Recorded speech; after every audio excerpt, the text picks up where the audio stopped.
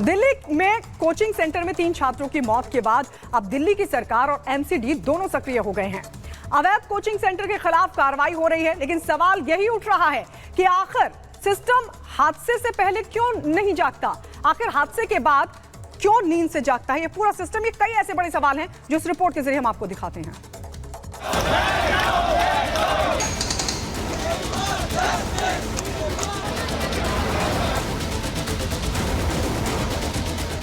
सोए हुए सिस्टम ने दिल्ली में 3 होनहार छात्रों को मौत की नींद सुला दिया।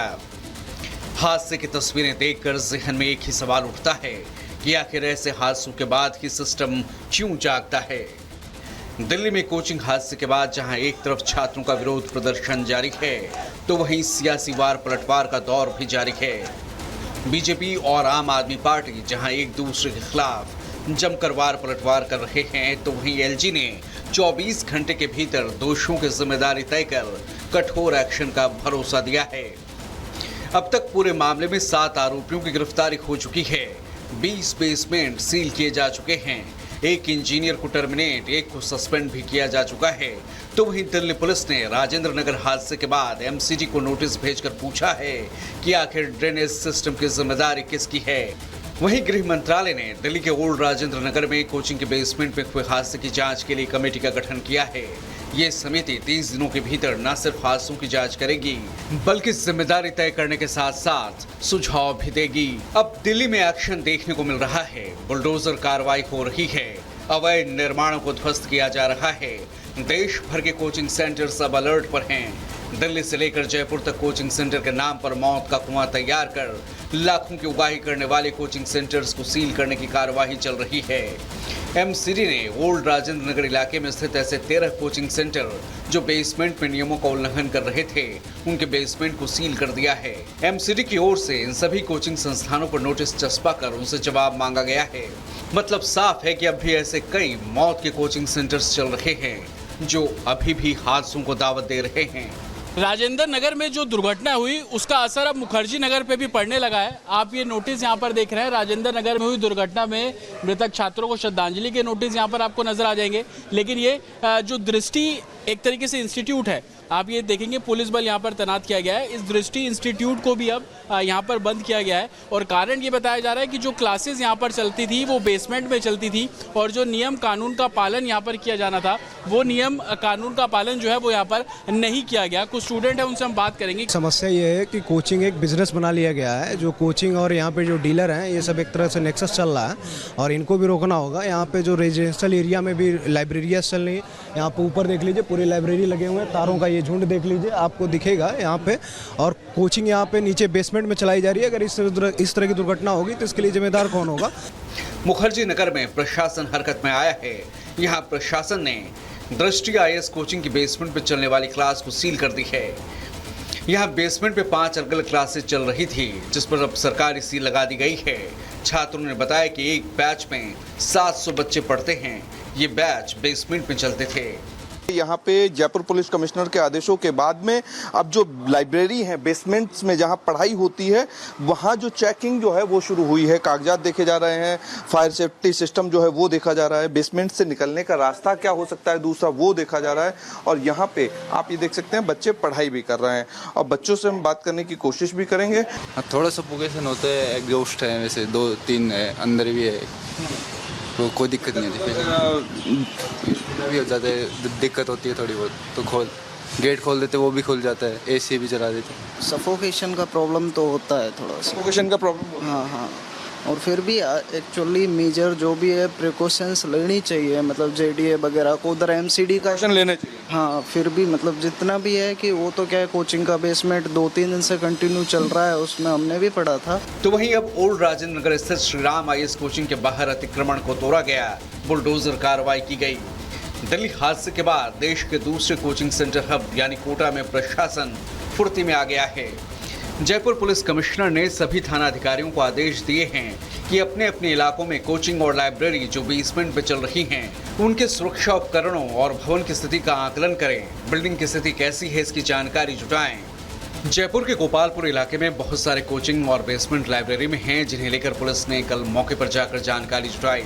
रिपब्लिक भारत की टीम भी मौके पर जाकर जयपुर की बेसमेंट बनी हुई कोचिंग और लाइब्रेरी का जायजा लिया, जिसमें छोटी सी जगह में 150 से 200 बच्चों को पढ़ाया जा रहा था।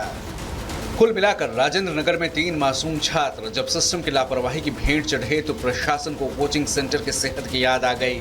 आनन फानन में नोटिस जारी करने से लेकर बुलडोजर तक चला दिया गया। लेकिन सच तो यही है कि ये हादसा नहीं बल्कि हत्या है। कार्रवाई के नाम पर खानापूर्ति का ड्रामा कर सांप के चले जाने के बाद लकीर पीटना। अगर प्रशासन की नींद पहले खुल गई होती तो शायद आज 3 परिवारों के दीपक ना बुझे होते। Bureau report, Republic Bharat. और चलिए बात करते हैं पीडी एंगल, लेकिन किससे छल? क्योंकि उत्तर प्रदेश में पीडे कार्ड खेलकर क्या अखिलेश यादव ने जनता के साथ धोखा किया है या फिर अगड़ा कार्ड चलकर एक तगड़ा सियासी दांव चला है? लेकिन इस सब के बीच सूबे के मुख्यमंत्री योगी आदित्यनाथ ने अखिलेश के पीडे की पोल कैसे खोली, आइए इस रिपोर्ट में आपको दिखाते हैं।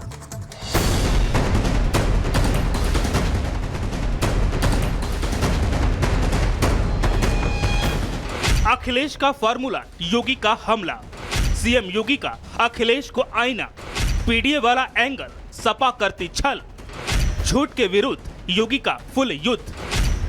जो कार्य कभी विदेशी आक्रांता करते थे, आज वही कार्य तो छात्र सेकुलरिज्म के नाम पर आने वाले राजनीतिक दलों ने किया है।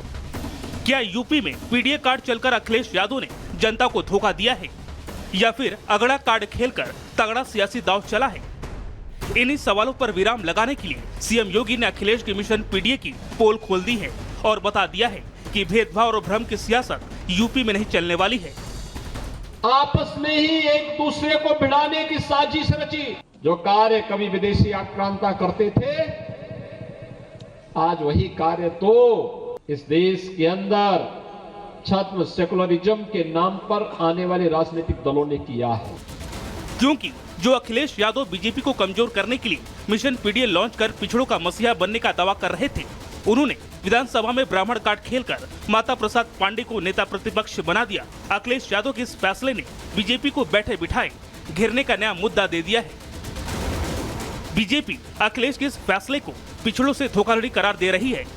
जिन लोगों ने ओबीसी समाज और प्रदेश के युवाओं की नौकरियों में डकैती डाली थी, वे लोग आज आपसी फूट डालो और राज करो की अपनी नीति के तहत लगातार अपने दुष्प्रचार तंत्र के माध्यम से समाज को गुमराह करने का कार्य कर रहे हैं। जाहिर सी बात है कि लोकसभा चुनाव के दौरान भी सपा और कांग्रेस ने जनता को गुमराह करने के लिए कई वादे और दावे किए थे और बीजेपी पर मुस्लिमों और पिछड़ों को टारगेट करने का आरोप लगाया था, जिसका खामियाजा भी बीजेपी को यूपी में उठाना पड़ा। अब आगामी विधानसभा उपचुनाव से पहले सीएम योगी विपक्ष के प्रोपेगेंडा पूरी तरह से चकनाचूर करने का प्लान तैयार कर लिया है। भेदभाव या फिर भ्रम योगी चलने नहीं देंगे। ये लोग जाति के नाम पर आपको लड़ाने की किसी भी कुत्सित मंशा से सदैव किसी न किसी षड्यंत्र में और उस प्रकार के षड्यंत्रों में लिप्त रहेंगे। अगले कुछ महीने में यूपी में 10 विधानसभा सीटों पर उपचुनाव होने हैं, जिसकी तैयारियों में अभी से सभी पार्टियां जुट गई हैं। सभी दलों का लक्ष्य है कि जनता के भरोसे पर खड़ा उतरना। हालांकि विपक्ष के हालिया बयानों पर अगर नजर डालें तो इंडी गठबंधन के दावों में सच्चाई कम और उत्साह ज्यादा नजर आ रहा है। वहीं बीजेपी मोदी योगी की जोड़ी के दम पर उत्साह से लवरेज है। Bureau report, Republic Bharat. और आइए बात करेंगे मध्य प्रदेश का सिंगरौली, जहां पर 100 फीट गहरी बोरवेल में एक 3 साल की मासूम गिर गई, जिससे उसकी मौत हो गई। रिपोर्ट देखिए।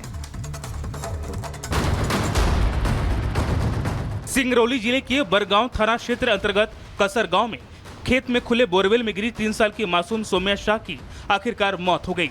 मासूम को बचाने का हर संभव प्रयास किया गया। करीब 5 घंटे तक चले रेस्क्यू के बाद उसे बोरवेल से बाहर निकालकर अस्पताल ले जाया गया, जहां पर डॉक्टर ने उसे मृत घोषित कर दिया। परिवार का कहना है कि कल ही मासूम सौम्या का जन्मदिन था। बच्ची के जन्मदिन का जश्न धूमधाम से मनाने की योजना थी। घटना के बाद अब पूरा परिवार बच्ची की सलामती की प्रार्थना कर रहा था, लेकिन प्रशासन की टीम तमाम कोशिशों के बावजूद मासूम को बचाया नहीं जा सका। जेसीबी मशीनों की मदद से एसडीआरएफ की टीम की मौजूदगी में खुदाई की गई, लेकिन जिस चमत्कारी की उम्मीद गांव वालों को थी वो पूरी नहीं हो पाया। माना जा रहा है कि 100 फीट गहरे बोरवेल में पहले से बारिश का पानी था और जब बच्ची गिरी तो उसकी मौत हो गई। घटना के बाद गांव में मातम पसरा है। Bureau report, Republic Bharat.